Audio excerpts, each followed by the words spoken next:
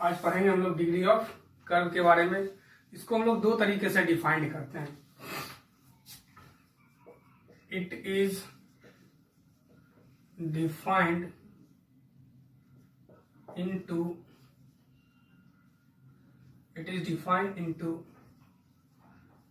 To ways. इसको हम लोग दो तरीके से डिफाइन करते हैं। पहला डिफाइन करेंगे हम लोग इसको फिक्स लेंथ ऑफ आर्क, और सेकेंड जो हम लोग डिफाइन करेंगे इसको फिक्स लेंथ ऑफ कॉर्ड। ये दो तरह से इसका डिफिनीशन पढ़ेंगे।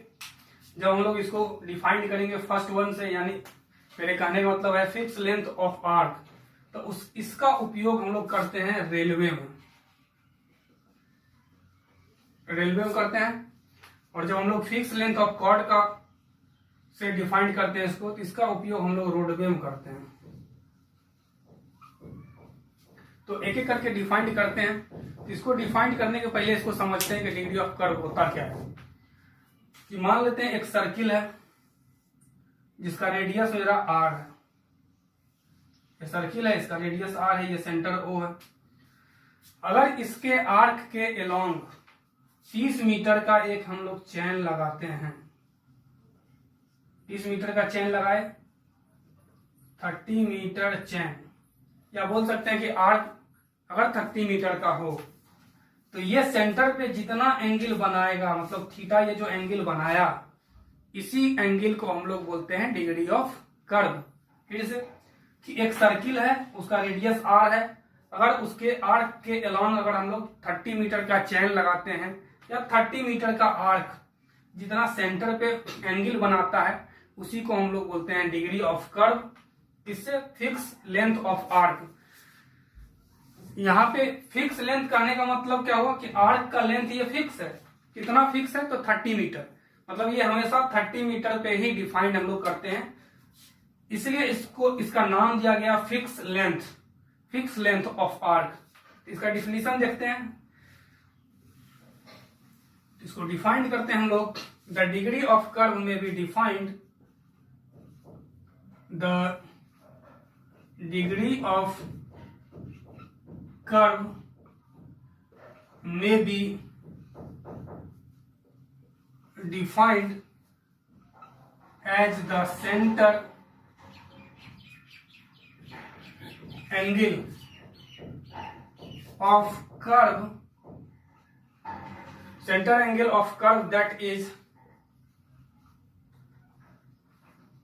subtended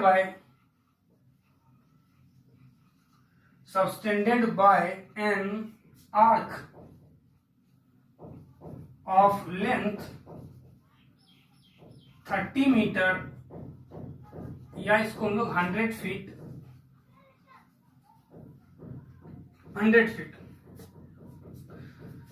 एक 30 मीटर का आर्क, यानी ये सर्किल है और इसका ये आर्क है। अगर ये 30 मीटर का आर्क है और ये रेडियस आर है, मान लेते हैं ये ओ है, तो जितना एंगल बनाएगा कहां? सेंटर ऑफ द सर्किल पे, उसी को हम लोग बोलते हैं डिग्री ऑफ कर्व। किस मेथड से? फिक्स लेंथ आर्क मेथड से। और जब हम लोग रेलवे लगाते हैं, जब रेलवे का ट्रैक लगाते हैं, तो उस समय हम लोग फिक्स आर्क लेंथ मेथड का उपयोग करते हैं रेलवे में। अब दूसरा हम लोग का है जो कि हम लोग रोडवे में उपयोग करते हैं, fix length of chord. Definition same है, बस थोड़ा सा इसमें चेंज है। इसमें चेंज क्या है कि ये आर्क के जगह एक कॉर्ड हो जाएगा। मतलब इस केस में हम लोग आर्क के अबाउट नहीं लगाते हैं, आर्क के अबाउट लेंथ नहीं लेते हैं। इस केस में हम लोग क्या करते हैं, एक कॉर्ड जो कि 30 मीटर लेंथ का कॉर्ड है, या 30 मीटर चेन, इसके कॉर्ड के अबाउट अगर हम लोग लगाते हैं, तो उस समय जो एंगल बनाएगा थीटा, उसको हम लोग बोलते हैं degree of curve, fix length arc method से, कॉर्ड मेथड से। इसको सेम डिफाइंड किए। द डिग्री ऑफ कर्व में भी डिफाइंड, डिग्री ऑफ कर्व को हम लोग डिफाइंड करते हैं as the centre angle, centre पे जो एंगल बनाया centre angle of curve that is subtended by a chord, यहाँ पे कॉर्ड है, ये आर्क है, तो आर्क वाला पहले डिफिनेशन देखे थे। तो कॉर्ड जितना एंगल बना रहा है सेंटर पे, कितना लेंथ होना चाहिए कॉर्ड का, 30 मीटर, या इसी को बोलते हैं हम लोग 100 फीट।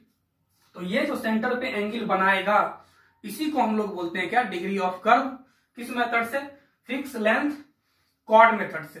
यानी इसका डिफिनीशन दो तरह से हुआ, fix length arc method, fix length chord method. इसमें फिक्स है कि आर्क या कॉर्ड का लंबाई कितना होना चाहिए, 30 मीटर का या 100 फीट का। इसका थोड़ा सा डेरिवेशन हम लोग देखते हैं, मिटा देते हैं इसको। डेरिवेशन,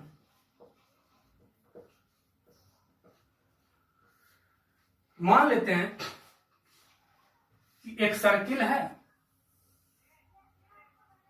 उसका सेंटर O है और इसका रेडियस R है। Let theta be the angle subtended by an arc of 30 metre length. मान लिए कि एक आर्क का लंबाई 30 मीटर है, यहाँ एक आर्क है, यही आर्क है, इसको हम लोग चेन से मेजर किए तो कितना आया 30 मीटर, और ये एंगल सेंटर पे बना रहा है थीटा, यही लिखे। Let theta with the angle subtended by an arc of 30 metre, एक 30 मीटर का आर्क है जो कि सेंटर पे कितना एंगल बना रहा है, थीटा एंगल बना रहा है। अब इसका रेडियस कितना है, R. The radius of circle is R, मान लिया कि सर्किल का रेडियस कितना है, आर है। इसका ये टोटल सरकमफेरेंस कितना होगा, 2 पाई आर के बराबर होगा। Total circumference of circle equal to 2 pi R. Clear है, 2 पाई आर। यानी जब ये 2 पाई आर डिस्टेंस जाएगा, यानी 2 पाई आर जब डिस्टेंस हम लोग मूव करेंगे तो कितना एंगल मूव कर जाएंगे, 360 एंगल मूव कर देंगे। अब 1 मीटर जाने के लिए हम लोग को 360 डिवाइडेड बाय 2 पाई आर का एंगल मूव करना पड़ेगा। इसलिए इसका लंबाई कितना है, आर्क का 30 मीटर, इसलिए 30 मीटर इक्वल पे कितना मूव करेंगे हम लोग, 2 पाई आर इंटू 30। और जब इसको हम लोग कैलकुलेट करते हैं, यानी थीटा यही हुआ डिग्री ऑफ कर्व, इसी को हम लोग थीटा बोलते हैं। तो थीटा और कैलकुलेट करते हैं तो 18.9 डिवाइडेड बाय आर, ये डिग्री में, इसी को हम लोग बोलते हैं डिग्री ऑफ कर्व। याद रखना भी आसान है, 17 के बाद 18 है, 17, 18 और फिर 18 का आधा 0.9, 17, 18.9 डिवाइडेड बाय आर, इसी को हम लोग बोलते हैं डिग्री ऑफ कर्व। इसका उपयोग हम लोग करेंगे जब अगला मेथड डिफ्लेक्शन एंगल मेथड पढ़ेंगे तब। कभी कभी कंपटीशन में क्या करता है कि बोल देता है कि नहीं, हम 30 मीटर का लेंथ अगर नहीं लेते हैं, अगर 20 मीटर का ही चेन का उपयोग करेंगे, तो 20 मीटर का चेन का उपयोग करेंगे तो उस समय डिग्री ऑफ कर्व कितना होगा। तो अगर 20 मीटर का चेन का उपयोग करेंगे तो यहाँ क्या कर देंगे 20 मीटर, तो उस केस में 1145 point something divided by R degree of curve आता है। ये भी डाटा याद रखना है और ये भी याद रखना है, ये दोनों पूछा जाता है कॉम्पिटिटिव एग्जाम में। अगले वीडियो में हम लोग डिफ्लेक्शन ऑफ कर्व के बारे में पढ़ेंगे। Thank you.